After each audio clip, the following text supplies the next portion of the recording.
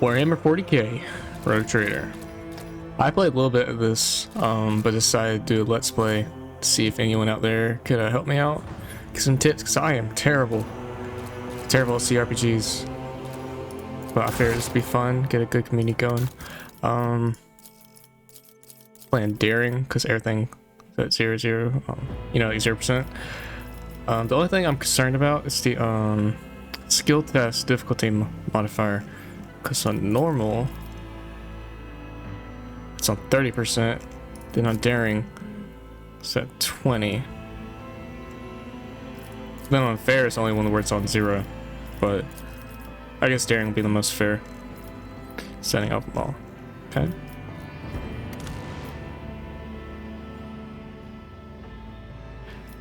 Yeah, if it gets too hard, you can always change it back, because I'm pretty new to these games.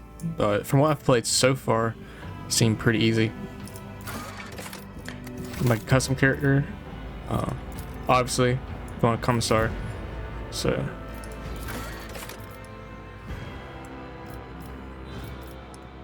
The only thing I really like to change about this guy is just add this little augmentation right here.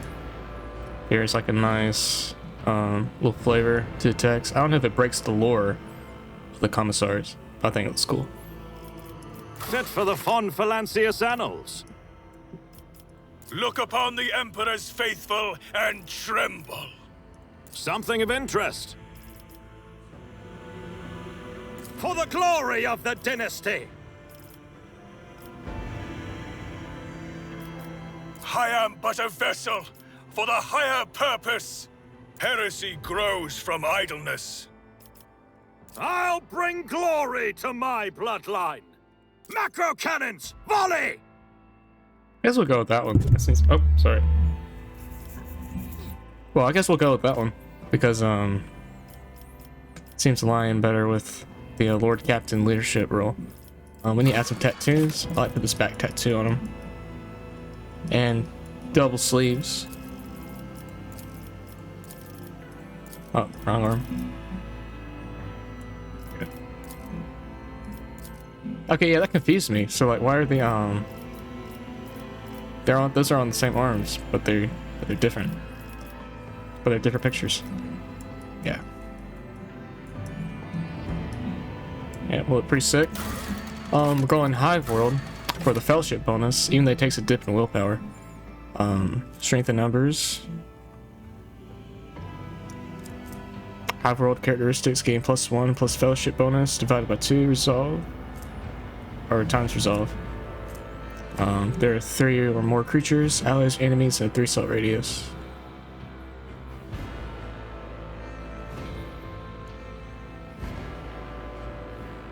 So it seems like he needs to be at the front lines and always around people and always around enemies and stuff. So he's not claustrophobic.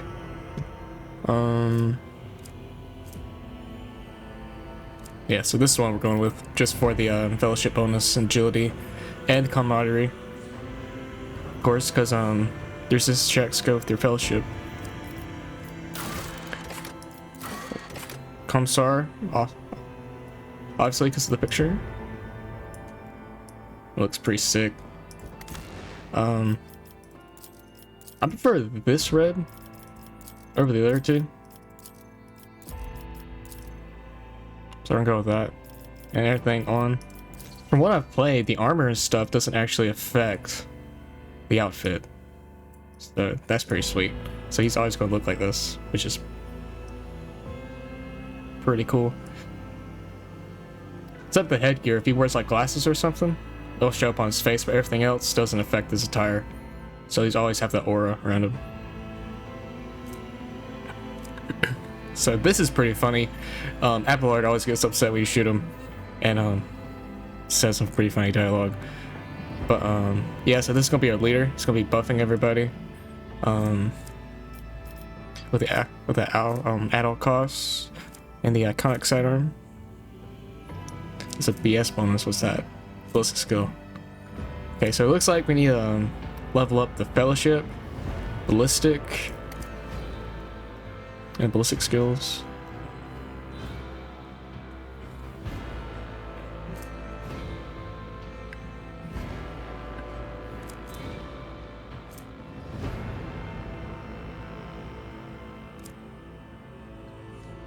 That'd be pretty cool to have early on. But honestly, for what I've played, I don't really care about that. Because since we're like, everything's based off our ballistic skill, we want our iconic sidearm in our main hand. Because I'd be doing the most damage anyway, compared to the swords and stuff. I'll usually equip a sword on him for the parry bonus anyway, so.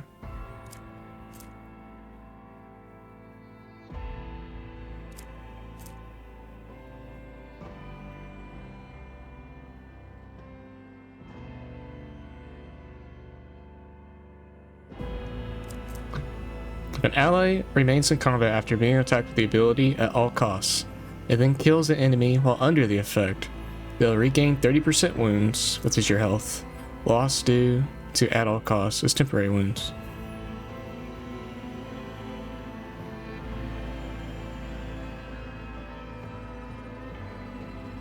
Okay, I see. So if we shoot somebody with this and they kill somebody, they gain 30% of their wounds as temporary wounds. Sweet. But that's the available talents. All these talents, if you don't know, you can choose to get them when you level up. So we don't come with all these. It's just like something that's in the skill tree because we picked the Commissar.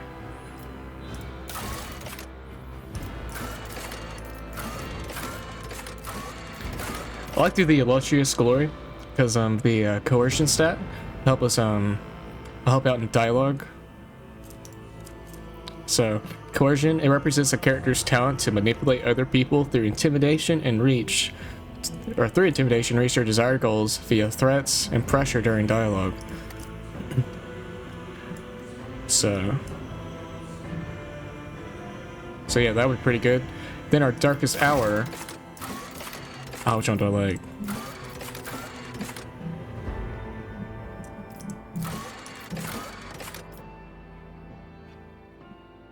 I don't like that one because it hurts our fellowship. And we need, and that's like, especially the persuasion, which represents a character's talent to manipulate other people through negotiation. It allows a character to reach their desired goals in dialogues by making good impressions and peacefully convincing others to agree with their point.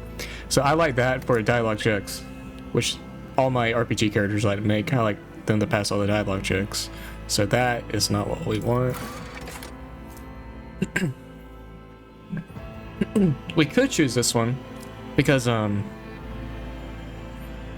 think of like Abelard and other people had like the high awareness stats, so they're gonna be on the front lines anyway, picking up all the traps. So, but I don't like the idea that the souls of all who perished like haunt us and torture us, so we have like PTSD. Because our whole point of the Commissar is that we shoot our other that we shoot our comrades and we do like executions, and that we're pretty much like the radicals of the Empire of everything, like at all costs, you know, like at all costs we help out the Empire. So this isn't really something I want to roleplay as. Okay, this is more in line with what Commissars actually are. So you were attacked by a group of renegade guardsmen during a mutiny and were beaten half to death. So that we were so extreme and so intense that there was a mutiny in our crew that fought us back. So we only lose athletics, which is okay because we're going to be ballistic skills, so everything with guns. And then like our other characters will do the athletic checks, so we don't really lose anything. So yeah, so this is what we're going to go with. Officer for the buffs. So bringing it down gives us an extra turn. So we can choose for any of the allies to have an extra turn, but they can't move. If this ally is under the effect of voice of command, which is this one, and kills an enemy before the end of the officer's turn, the ally gains additional momentum, which is our ultimate bar. If you think of like other games like Overwatch, where you play it and then your ultimate becomes activated, that's what that momentum is. You want to think of it like that, as like your ultimate. It's ×2 officer's fellowship. So that's pretty good. If we pick someone that are able to like kill a character, they'll be able to like get their ultimate faster. This ability cannot be used on the same ally more than once per round. So we have like 2 officers. we won't be able to use this on the same person. We have to choose someone else. The Defiance Hour is pretty cool. So the officer grants an ally an extra turn with full AP, full action points and movement points. During the extra turn, there's no attack limit. So usually in the normal game, you'll be able to have only one attack, and then you can't move. But it seems that you can move, and there's no attack limit. You'll see it when we get through it. But this is the officer's ultimate, so we grant someone an extra turn. It's character 6: Fellowship, Willpower, Persuasion, and Commerce, which are the recommended. Now willpower is recommended on here because sometimes that's how you'll calculate the temporary wounds bonuses when you heal people. So yeah, so I'm gonna choose officer, and I guess like later on, like right here, we can like I'll pump that up a good bit. That's saying I think we can pump that up to 35.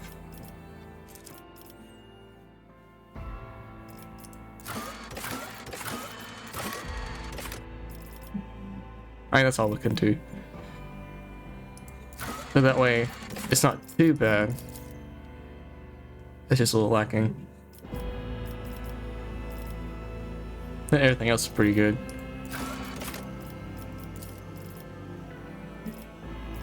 Because really, I just want this guy to be a buff character, so I just want to focus on Fellowship and Willpower, and Ballistic skills and stuff are not that big of a deal because we have other characters.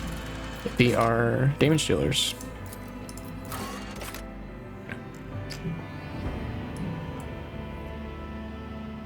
Okay.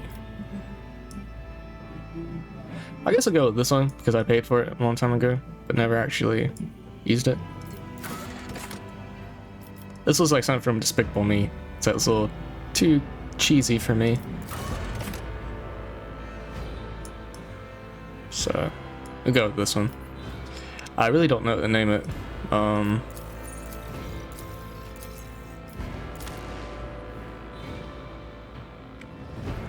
Oh shoot, hold up. Alright. Cat block. Call it the Wind Runner. If you get that reference, let me know.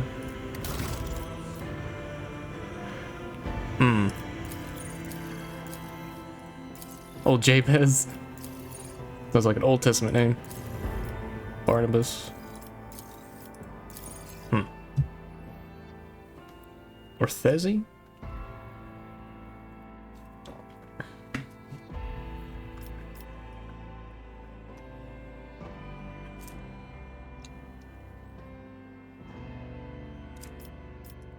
I'm trying to figure out what the name.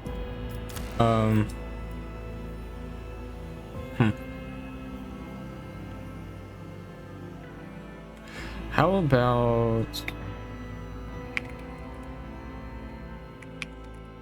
Athanasius?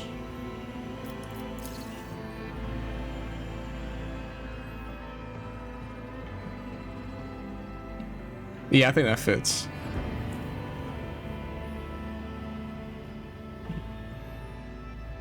Okay, let's go over our stuff again. So we got 40, 35, 50.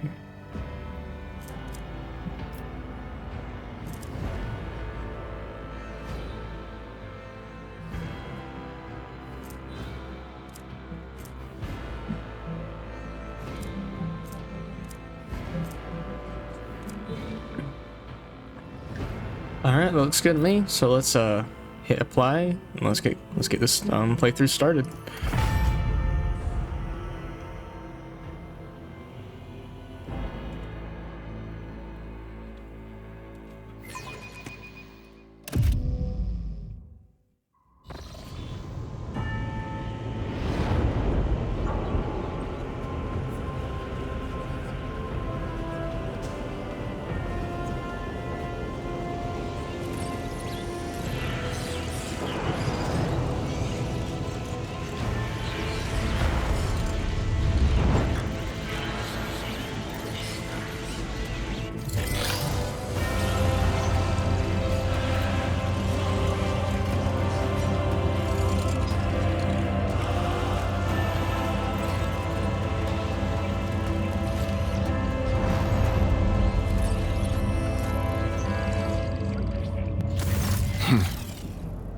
an excellent place for contemplation. One has the best view of the cathedral from here. Mesmerizing, wouldn't you say? An impeccable manifestation of the God Emperor's sublimity.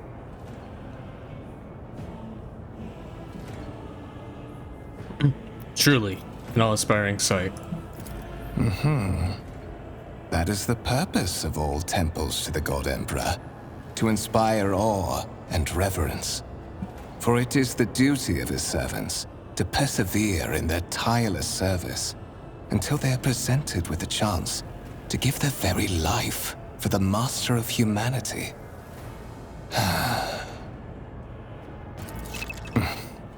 Allow me to introduce myself. Conrad Voigtveer, Master of Whispers, in the employ of Her Ladyship Rogue Trader Theodora von Valencias. At your service. I haven't had the pleasure of speaking with you in person before. Voigtveer bows his head and puts his ditch on you. Divisional Commissar of the Officio Perfectus Athanasius Zenithal. My regards, Commissar. Finding you was a difficult task given your parents' fate and your upbringing in the Schola Progenium. Truly, our meeting is an act of providence, is it not?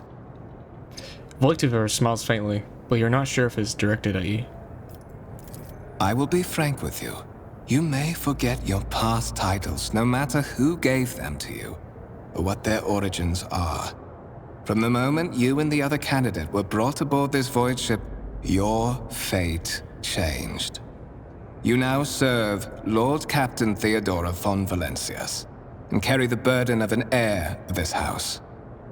Henceforth, you share your dynastic name with Her Ladyship. Bear it with honor. Lord Captain, strange title for the Lady Theodora. Such are the traditions of the Imperium. Lord Captain is the title that was established in the annals of the Lex Imperialis, at the time when the first rogue traders entered the God Emperor's service. And therefore, it is sacrosanct. Why am I aboard this vessel? Why have I been brought here? So that you may fulfill your blood duty. Whatever obligations you had before, they are henceforth null and void. By order of the Lord Captain, you have been requisitioned to serve the rogue trader, indeed blessed by the God Emperor. I see that you are shocked. Yes, you understood correctly. Lady Theodora's authority indeed supersedes that of those whom you obeyed before. The Lord Captain's power is so great that she is capable of performing unthinkable feats, such as changing the fate of a servant of the Imperium. Your fate. You have a curious title, Master of Whispers. What are your responsibilities? To put it plainly, I am the head of the network of spies and informers who serve the interests of House von Valencias. I uncover weak links both among Lady Theodora's retinue and in the ranks of her rivals. I eliminate our vulnerabilities and exploit those of others. Tell me about the one on whose ship I have found myself. I would rather not discuss the Lord Captain behind her back, especially not on board her ship. No one knows better than I that whispers are wont to attract particularly close attention. Suffice it to say that Her Ladyship is the bearer of the sacred warrant of trade and a woman of immense power and entitlement. However privileged your position may be, I ask that you do not incur her anger by being disrespectful or obtuse. Lady Theodora despises both qualities.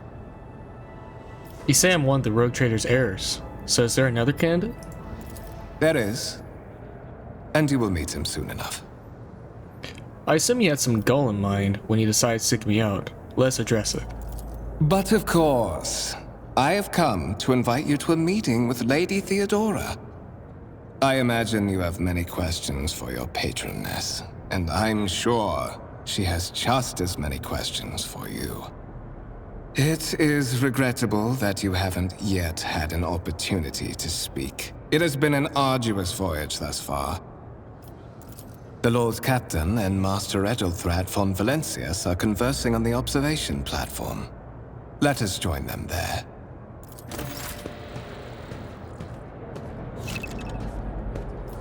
Awesome, let's get going. A new challenge for me. Alright, let's go explore, look around. Alright. A massive conference table, obviously crafted from real wood. A resource of incredible value aboard a void ship. Okay, this is pretty funny over here. Sacred mechanism has been interfered with without due reverence. The duration of the data processing cycle has tripled. Uh-oh.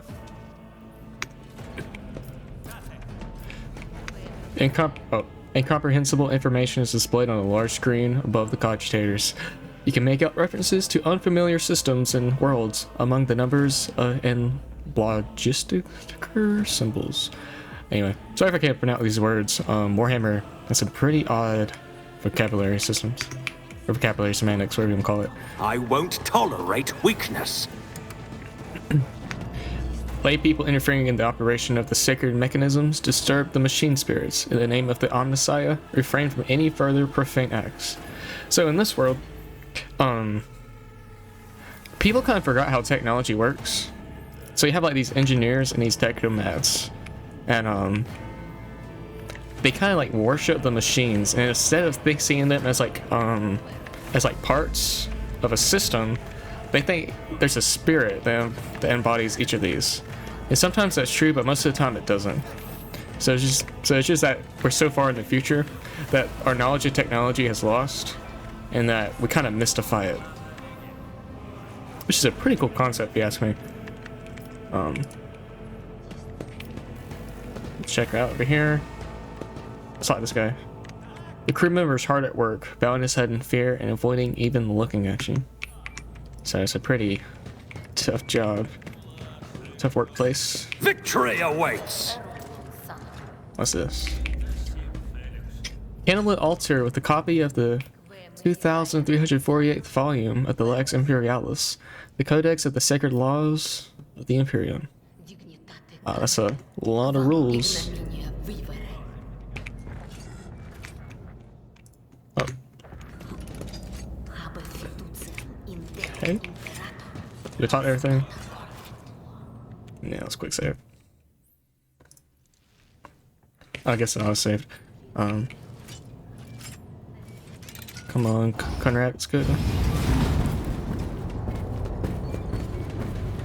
One of the Von Valencius trophy rooms. Perhaps you would like to take a look around after your audience with the Lord Captain.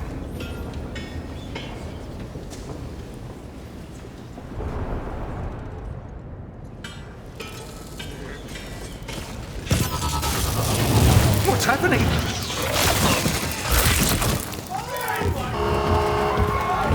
Run! The servitors have gone berserk!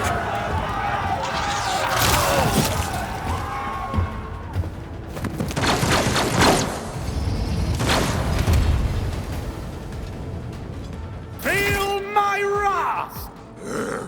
Alright, here we go.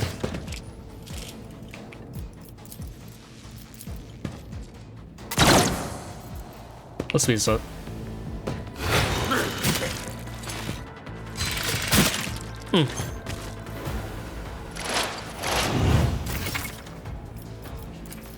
Okay, I'll try to explain the game as I go. So, you have your movement points over here that show you how far you can go. So we have 6 movement points. And these are action points. And so, like, you can move, and so you can use these actions before you move. But if you use your attack, which is over here, like if I shoot my gun, it uses up all my action points.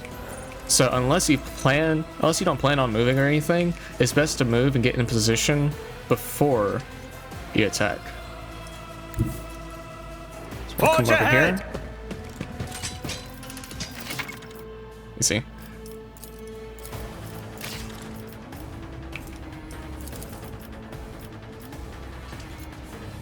This one Nothing I can't do. voice command, which does increases their characteristics by plus 15 for 1 round. Okay. I'm gonna shoot Suits you. my purposes. Shield dodge. Already done. Shoot the servitor. Oh wait, never mind. I shouldn't have done that. I'm glad he dodged. So unless you shoot a companion within your party, because Conrad's not in our party, they'll start attacking you. Forgot, because the last time I played this, like a couple weeks ago, I did that earlier with when we met up with the rogue trader of the ship. She actually started firing at me, so I lost.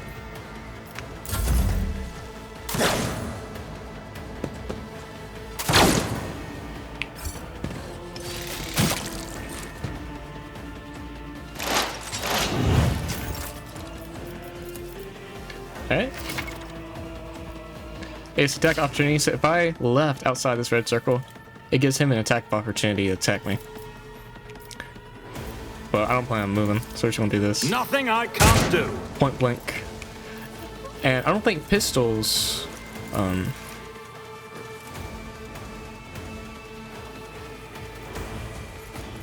don't think pistols have like, a disadvantage at close range, like point blank.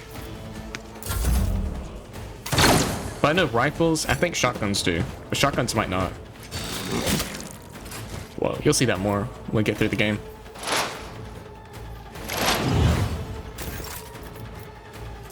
Alright. We're just gonna shoot him. 4-2. You didn't stand a chance. We won our first battle. We just lost.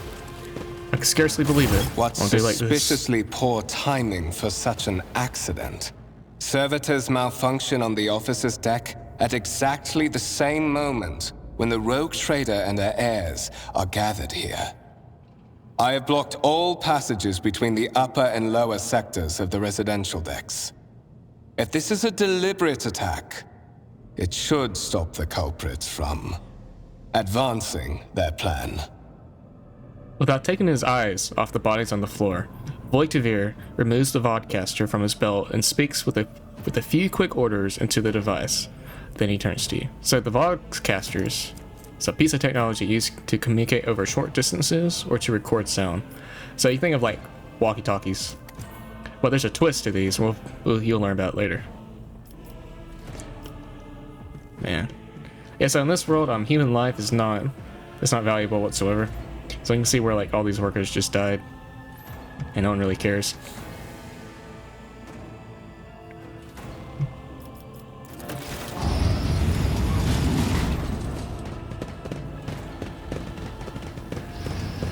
Spread out. No one's allowed to enter the premises. Stations. I'm afraid I must remain here. For Lady Theodora's safety, I have to oversee the execution of these orders personally. I hope you will have no difficulty reaching the observation platform on your own. It is just at the end of this corridor. The lines on Voitir's forehead soften, and his voice regains its casual courtesy. The Master whispers, gives you a curt bow.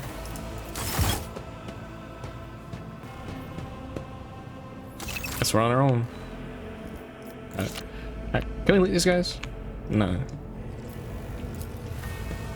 The wires in the servitor's head are still smoldering. It would seem the cause of this malfunction was the short-circuiting of the motive force. So I wonder, do we have an encyclopedia?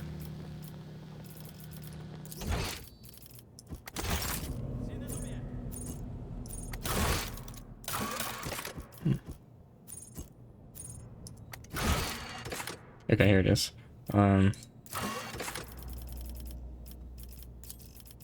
Servitor. A mindless cybernetic drones created from the fusion of human flesh and robotic technology used to carry out simple manual tasks. So that's what servitors are. So like, way back in the day, they had like a war with the robots. If you think of like stories like Dune, where like something similar happened, but where like the I think they're called mentats in that world, where you have like human robots. The servitors, they're lobotomized servants. So they take the brains out of like everyday normal people and they turn them into computers. How that is not the same as a robot, I don't know. Because they did that because they were scared of the robots. But So yeah, servitors are just robots and human skeletons and human corpses. I'm kind of saying all this so people don't get lost in the world, because all this stuff is like super overwhelming. But none of the stuff I'm saying spoils the plot. It'll actually help you follow along with what's going on, help you enjoy the world a little better. Oh, yeah, I heard that. Did I? The wires in the servitor's head are still smoldering. It would seem the cause of this malfunction was the short-circuiting of the motive force. Tarantula sentry gun, constructed with the blessing of the Adeptus Mechanicus, using a standard template construction in the manufactorums of Kaiva Gamma. Leman Rouge battle tank, reclaimed and restored by the grace of the God Emperor.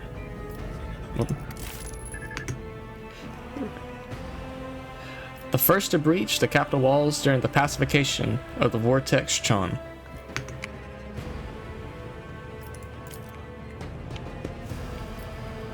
This exhibit's unfinished. Another symbol of House von Valancius's valor will be displayed here at some point in the future.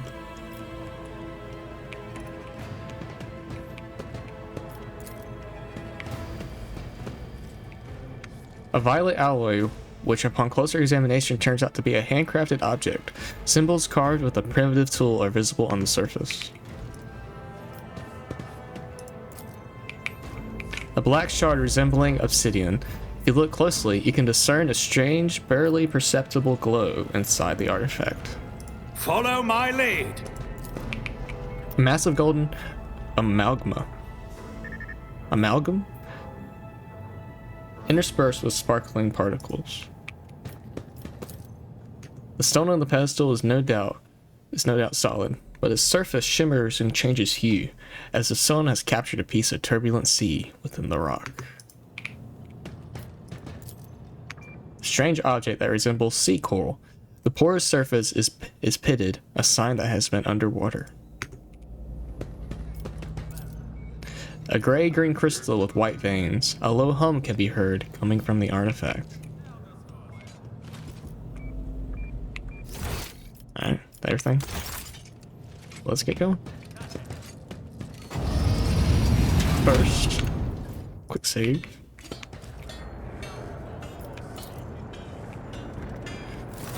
The Grand Void Ship Temple occupies the entire space below the officer's deck and is lit by countless candles and lumens.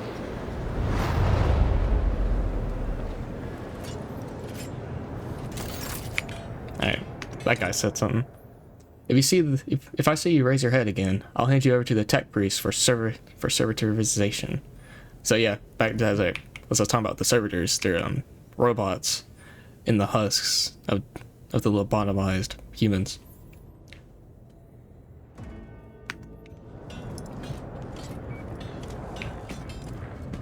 Oh, can we talk to this guy? From now on, any tinkering with the vacuum locks is to be carried out only in the presence of our esteemed tech priests. Anyone who thinks Krant's example will end up in... Oh, sorry. Anyone who thinks of following Krant's example will end up in solitary or like Krant himself. Speaking of which, his remains still need to be scrubbed from the bulkhead. You'll take care of that when we're done here. Understand? The lifts carrying people around the decks move around with a loud grinding noise.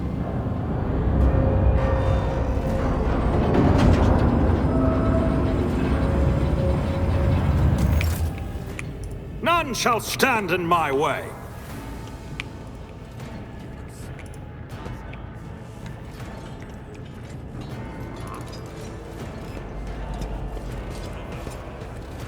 Alright.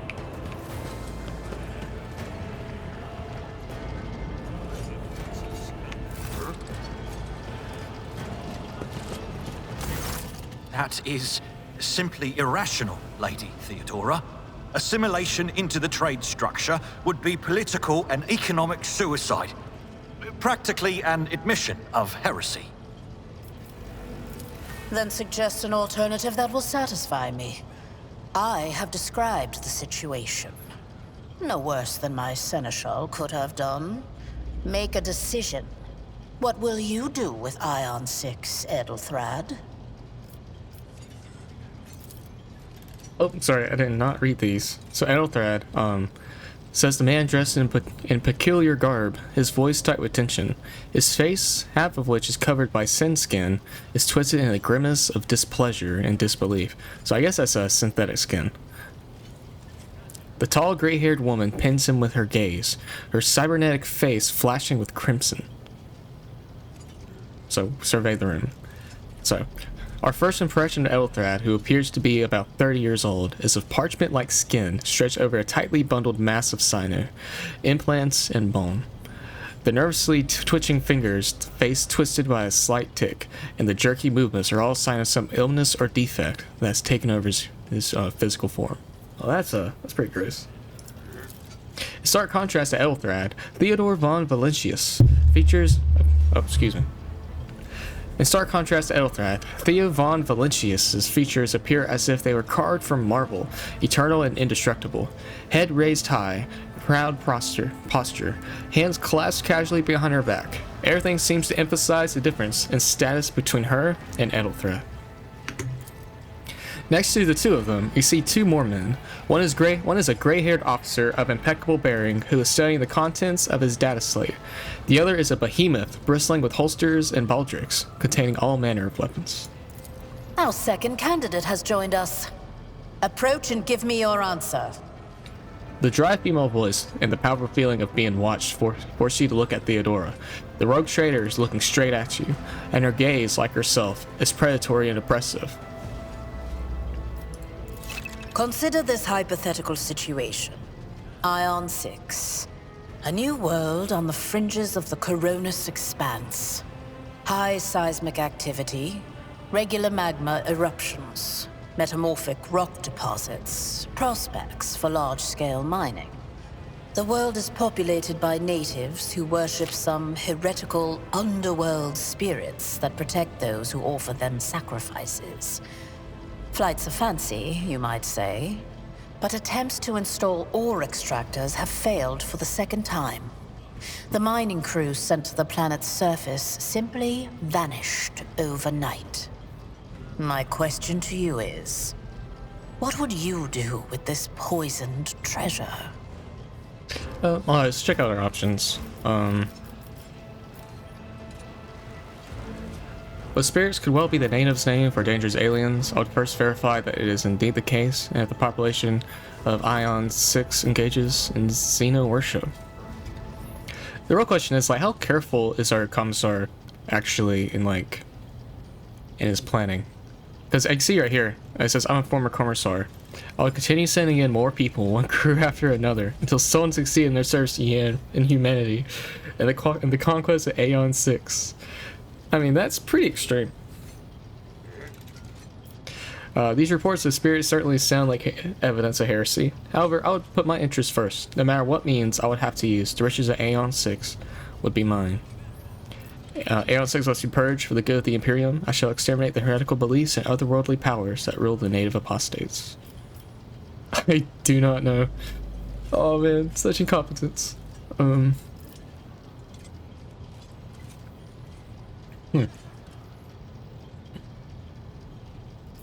I mean, these are all thoughtful. I think we could, be a commissar that subverts these tropes. It's a difficulty modifier, anyway.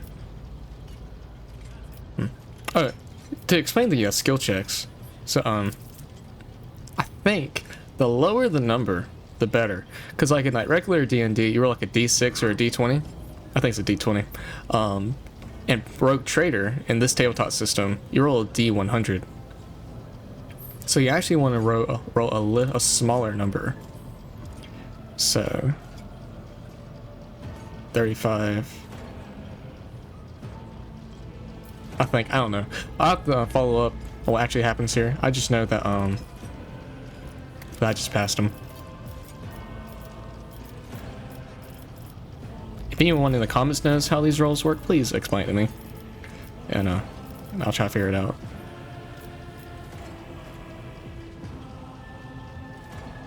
I think this one. Actually, Aeon 6 must be purged. For the good of the Imperium, I shall exterminate the heretical beliefs and otherworldly powers that rule the native apostates. Another one. I suppose your answer is strictly correct. But not here. Not on the frontier. Not when we are playing for such high stakes. Maybe we have a character arc. I don't know, I think it'd be fun if we just like became more strict, or if we start off real strict from our Commissar ways, and then as we like have experiences being a rogue trader, we pull off. Lady Theodora, your disappointment puzzles me. I gave you the same answer from the off, albeit in a more complete and compelling form. The God Emperor's tenets. Edelthrad, I believe I gave you an assignment on this ship. Explain to me then why my senior congregator is still dawdling about the officer's deck, instead of proceeding to the middle decks to commence the inspection of the compartments in his purview.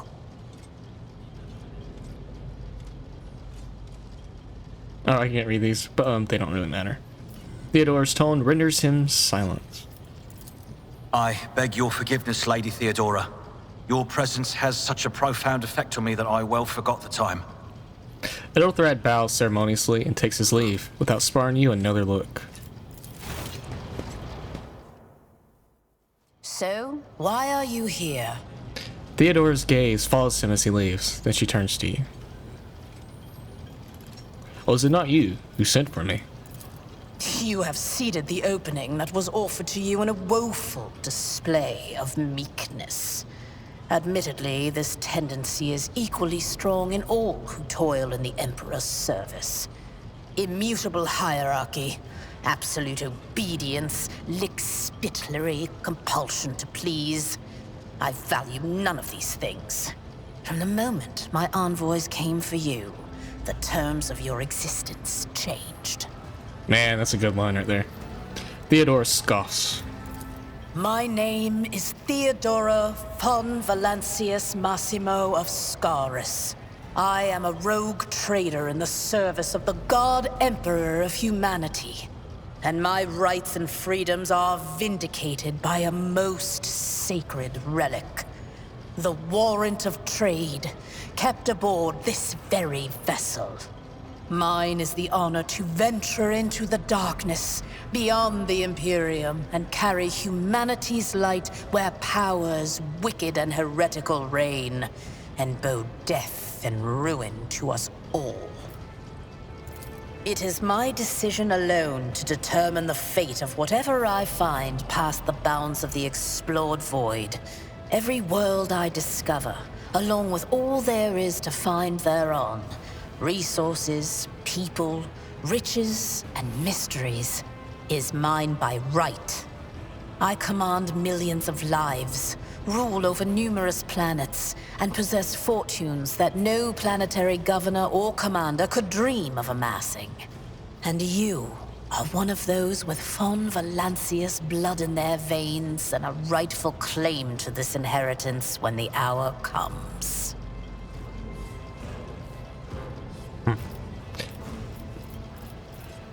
One of? Does this mean they're actually... Let's do this one, because we're like the leader. I'm ready to take on this sacred purpose. Oh yes, you would be, wouldn't you? The question is, am I ready to choose you over the rest? You came aboard hours before the warp jump, and have not yet distinguished yourself in any way. As things currently stand, I have doubts that you are suitable for the role of rogue trader. Ouch. Bloodright alone is not enough to earn the high honor of becoming the bearer of a warrant of trade. Nonetheless, your abilities and talents may yet prove useful. If not for the role of Lord Captain, then for that of their closest ally. Alas, even those responsibilities can at times be too challenging for those who share your blood. Kunrad Voitvir served me for many years before he made his mistake. Theodora sighs and looks away pensively for a brief moment.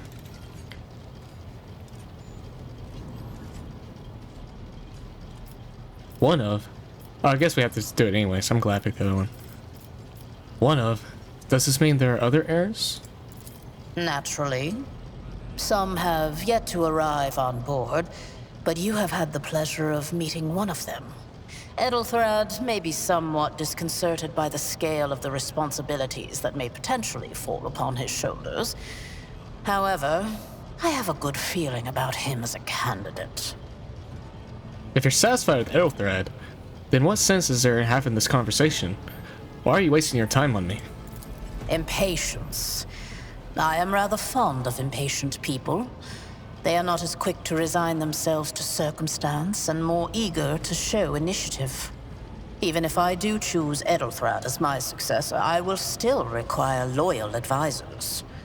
The skills and knowledge you acquired in your former life may prove invaluable here, in the Coronis Expanse. Ah yes, skills such as blind devotion to the Emperor and killing all heretics.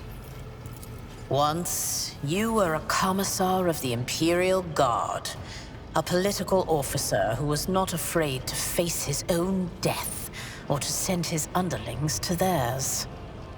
Resolve, faith, implacability. All of it gives one a unique perspective when presented with a situation where a less steadfast individual could falter. Trust me, your future holds plenty of situations where your commitment to your duty, or your house's interests, will be one of your strengths. Okay. Moreover, even changing your family name will not rid you of the fame you previously garnered. I hope it will also help you bring glory to the von Valancius dynasty, to which you now belong. This is cool. So, the way we build our character will affect their dialogue. So you see right here it says, fame you previously garnered comes from our illustrious glory that we picked during our triumphs. So now everyone's going to know us because we're super famous, far beyond the bounds of your home system. So as we like walk around, we're pretty much like a celebrity, and everyone like reference like, I've heard of you, and they'll love us or hate us. So did I hear you correctly? The Master of Whispers is related to you.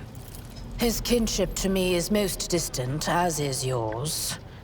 Nonetheless, he does bear the name von Valancius, even if he avoids using it publicly and, as such, strictly speaking, can be considered my heir. That door, however, is closed to him. Voigtvir's performance in his current role is satisfactory. Or it used to be, at least. Thank you for clarifying. May I ask my questions now?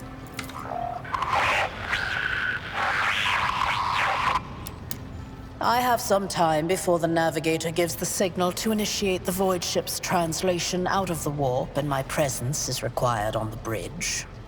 The Evox affixed to Theodore's attire suddenly comes to life, but all you can hear is unintelligible noise. Theodore winces, shuts off the transmission, and gives you an imperious nod. Now there are a couple things that we need to talk about. So the navigator is a sanctioned noble mutant whose genes allow them to safely guide a warp-capable void ship through the warp.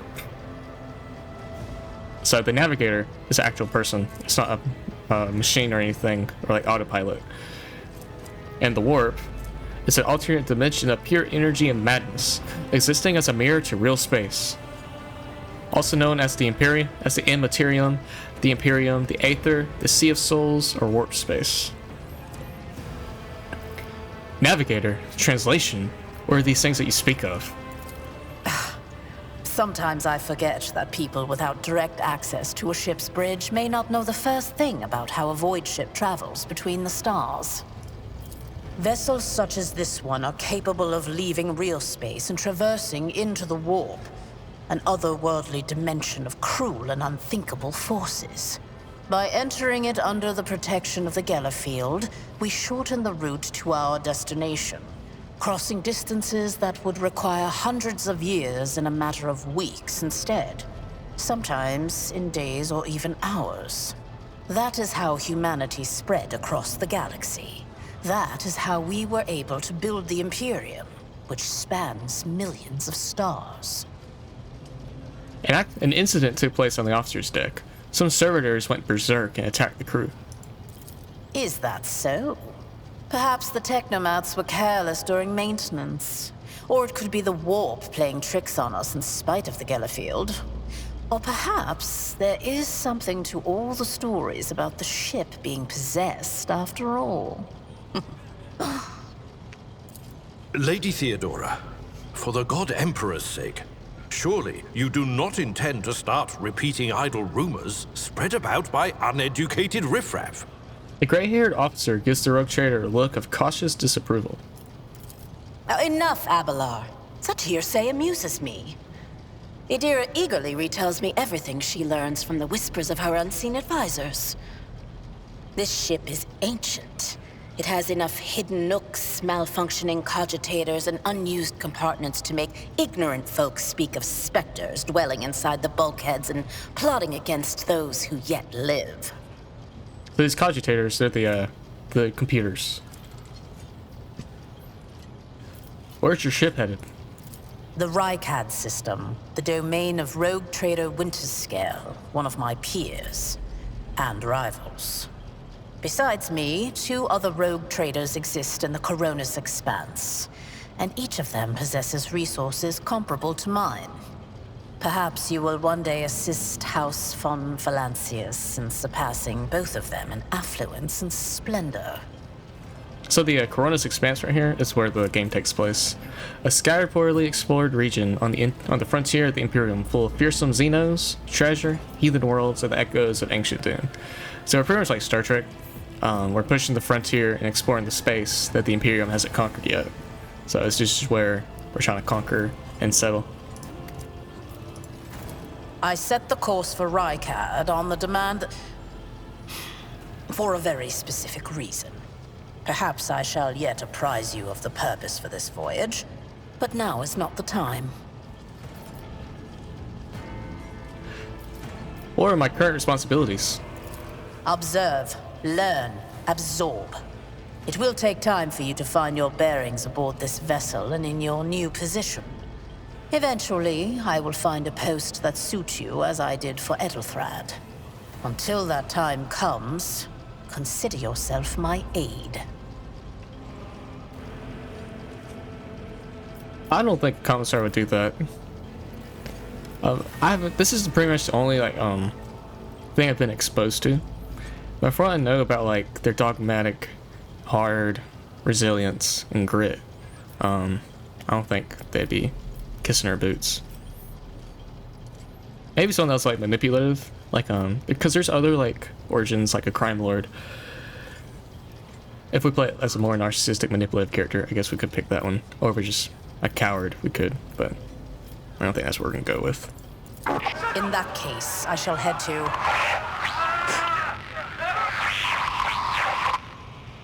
Disturbances reported on the adjacent decks. Seneschal, if the need arises, protect the new blood. It is possible that the chance to prove your worth may present itself sooner than you may have anticipated. Theodora's Vox awakens once more. This time you pick up shouting. The Lord Captain freezes, listening to the Voxcast, then nods and draws her weapon. Alright.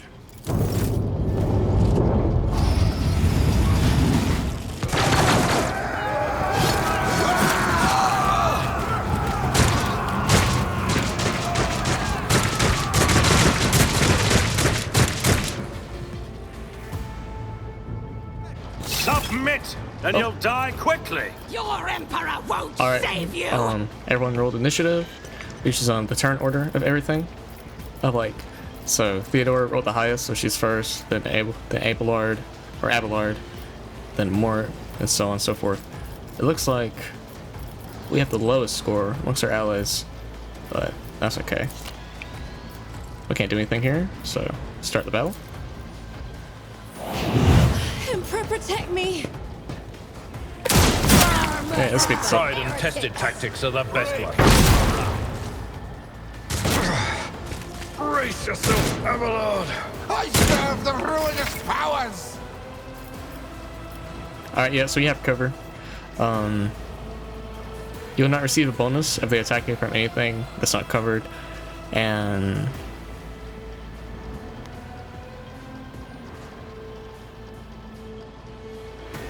I think that affects your accuracy, but I don't know. I guess it didn't say.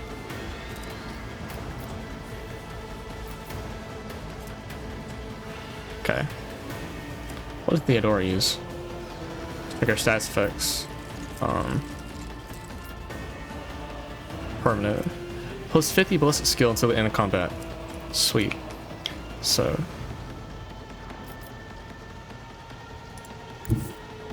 You see, these lines for the line of sight. So they can shoot you, but you can also shoot them. So you have to be able to look at each other.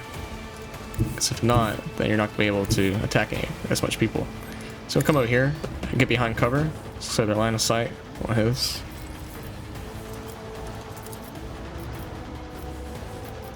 Okay. Not a problem. Boom. Okay, reload. Alright, that's all we can do. And what's sad is that because we're a support class, we're not going to be able to use any of our buffs on them because they're not in our party. Death to the weak! Alright, let's speed this up. Death to non-believers! My place is at the fore. Stay back.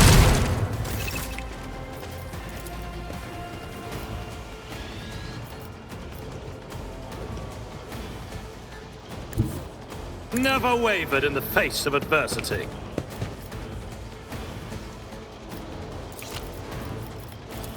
Already done. Oh yeah, can we shoot him?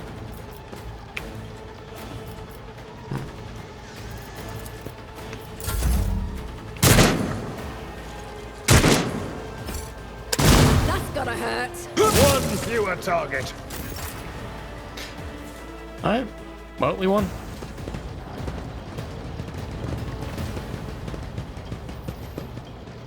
Mort, take a team with you and clear a path to the transport line. Do not let a single whoreson survive. Theodora waves her hand in a commanding gesture. Didn't bat an eye when that scum burst onto the deck, huh? Not bad. I have seen many an officer who panicked at the sight of combat on the upper decks.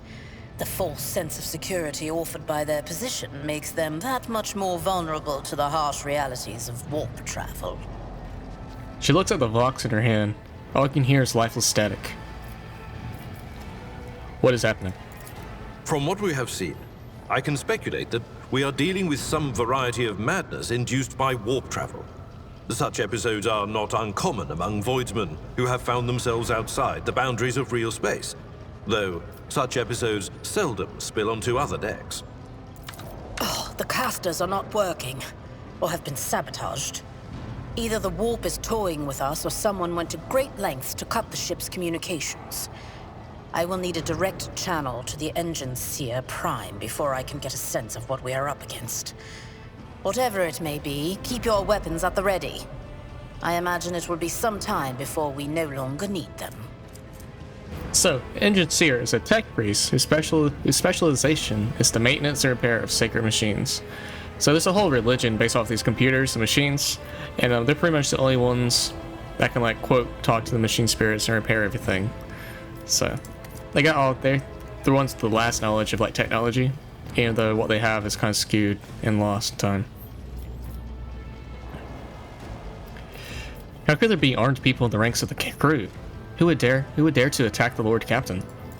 Trust me, this is hardly surprising for a crew of thousands. The lower decks are a fertile environment for discontent and heresy, no matter how one tries to incinerate any seed before it can take root. All it takes is a hint of warp influence to cloud the minds of normally obedient cattle. Sporadic riots on the lower decks never reach these compartments. No, the tumults of the rabble are always contained within their own territory. This is too well organized. It is spreading too rapidly. The incident with the rampaging servitors may be connected to what's transpiring now. Possibly. Quite likely. We will investigate at a later time. Right now, we need to isolate the affected compartments and try to assess the situation. What are your orders? Mort has gone on ahead to clear a path for us.